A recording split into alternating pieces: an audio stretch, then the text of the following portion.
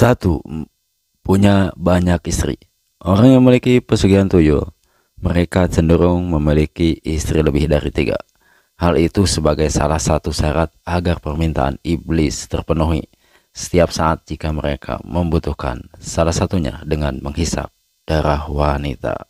Apabila menggunakan tumbal istri, maka sang istri akan diminta untuk menyusui tuyul dari payudaranya. Tuyul tersebut bukan menghisap air susu, tapi darah. Biasanya para pemelihara tuyul akan sering ganti istri atau punya banyak istri untuk bergantian menyusui.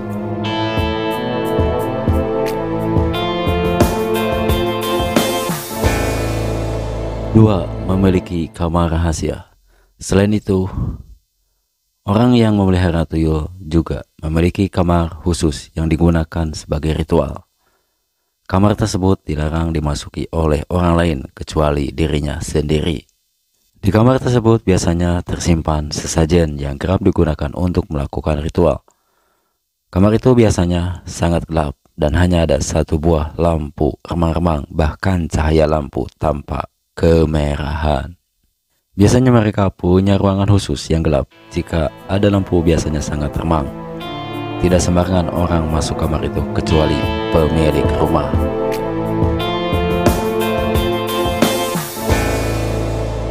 Tiga, anggota keluarga pucat kering.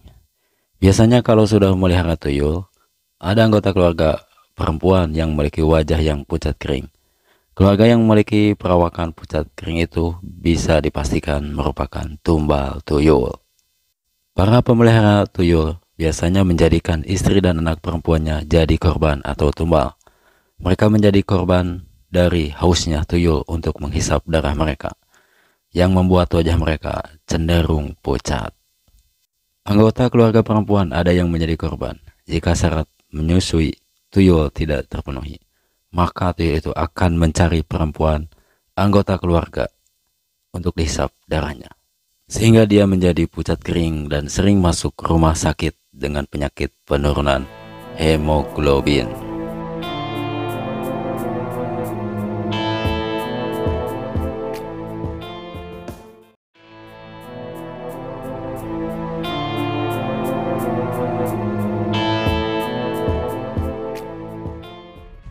Satu, mempunyai bentuk aneh.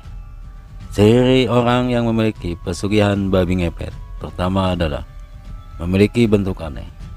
Kalian bisa melihat dari bentuk kakinya. Seperti yang sudah kita ketahui, babi ngepet adalah ritual yang mempelajari bagaimana cara menjadi siluman. Maka dari itu, pasti ada perbedaan antara babi biasa dan siluman babi ngepet. Menurut kabar, yang ada perbedaan tersebut terletak pada kaki. Kaki depan babi ngepet ini bentuknya seperti tangan manusia, sedangkan kaki belakang bentuknya seperti kaki manusia.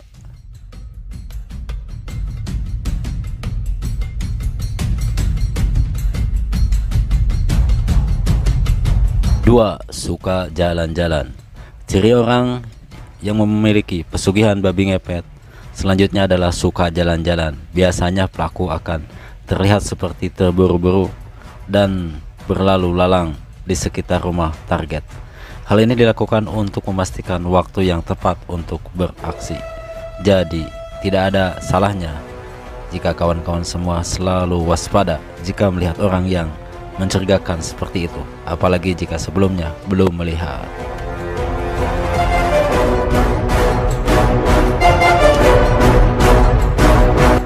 Tiga, makan kotoran.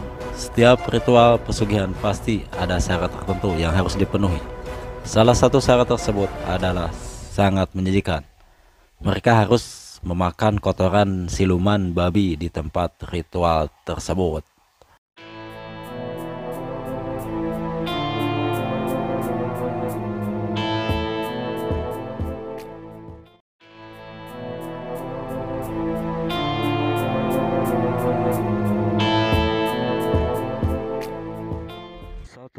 Cat rumah berwarna hijau terang. Pemilihan cat untuk mewarnai rumah memang selera masing-masing orang. Tapi tahukah Anda, ada yang menyebut jika rumah berwarna hijau terang benderang, tandanya ia melakukan pesugihan dengan buto hijau. Konon hal tersebut karena makhluk menyeramkan ini lebih suka sesuatu berwarna hijau, menyesuaikan dengan dirinya sekaligus sebagai tanda bahwa orang yang bersekutu dengannya memiliki kemiripan.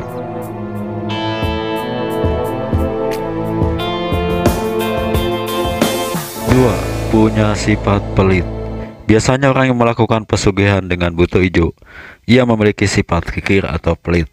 Bahkan bersedekah pun mereka sangat enggan, padahal memberi kepada sama akan menjadi pintu mendatangkan rezeki. Meskipun orang yang pesugihan dengan buto hijau ini sangat kaya raya, tapi dia sangat enggan sedekah. Malahan sifat serakahnya kian menjadi karena merasa tidak cukup dan takut hartanya berkurang.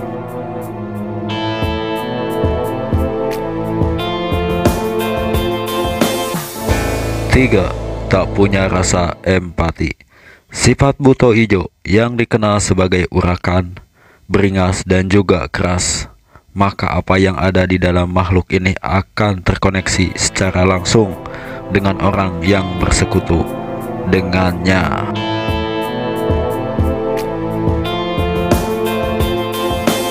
Empat, menyimpan batu dan cangkul bekas. Tanda selanjutnya, seseorang yang melakukan pesugihan dengan buto hijau, yaitu terdapat batu yang dilihat dan digantung di sekitar rumahnya. Tak hanya batu saja, mereka juga akan menyimpan cangkul bekas yang berdampingan dengan batu tersebut. Konon cara inilah mereka berkomunikasi dan sebagai mengundang buto hijau untuk melancarkan menambah kekayaan.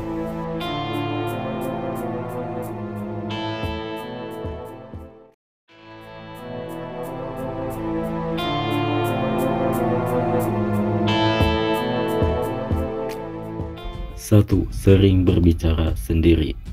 Para pelaku pesugihan monyet akan terlihat berbicara sendiri. Hal ini ia lakukan dimanapun dan kapanpun. Padahal mereka bukan berbicara sendiri, layaknya orang gila. Ada jin pendamping yang mengikuti para perilaku pesugihan. Maka mereka pun harus terus mengobrol dengan jin tersebut. 2. Wajah kusam. Para pelaku pesugihan umumnya memiliki wajah yang amat kusam. Kusamnya wajah pelaku pesugihan karena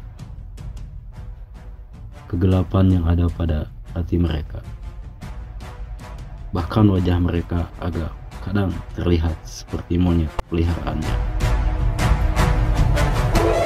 3. Bertingkah seperti monyet. Mereka yang memiliki ilmu pesugihan monyet akan bertingkah layaknya jin yang mereka puja. 4. Berbau busuk. Akan tercium aroma busuk pada orang yang mengikuti pesugihan monyet. Meskipun mereka menggunakan wangian, bau busuk akan selalu menempel pada pemuja pesugihan monyet.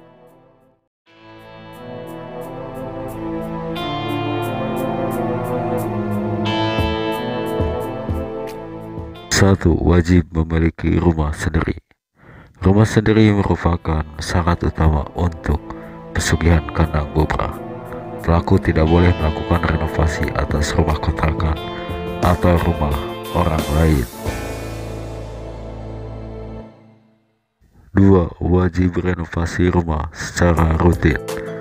Konon secara spiritual, rumah yang selalu direnovasi akan selaras dengan batin.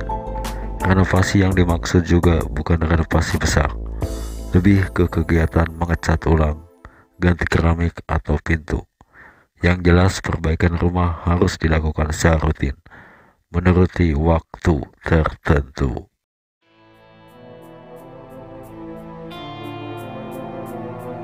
3. Melakukan puasa weton.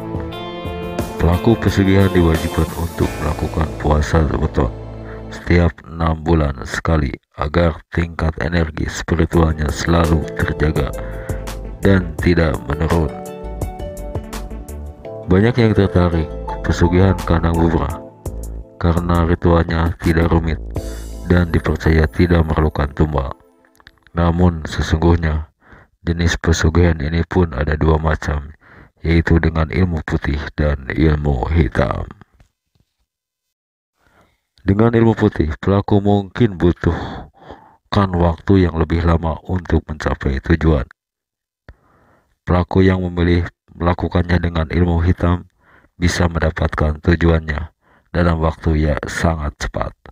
Namun yang semacam ini biasanya dilakukan dengan bantuan jin dan membutuhkan tumbal. Sesungguhnya banyak cara lain yang untuk meningkatkan kekayaan dan rezeki. Dengan bekerja keras secara halal dan bersedekah, niscaya akan dibukakan pintu-pintu rezeki yang berkali lipat lebih baik dan hidup dapat dijalani dengan lebih tenang.